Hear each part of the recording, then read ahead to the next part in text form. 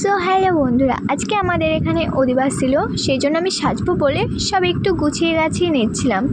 আর আমি তো বেশি হিজিবিজিভাবে সাজি না, সো আমি সিম্পলভাবে সেজে নিলাম। তো আমাকে কেমন লাগছে তোমরা জানিও। আমি আর মা হাঁটু হাঁটু করছিলাম আর ন্যাকামো মারছিলাম। তো অধিবাস বলে কথা, নাচতে তো হবেই, চলো।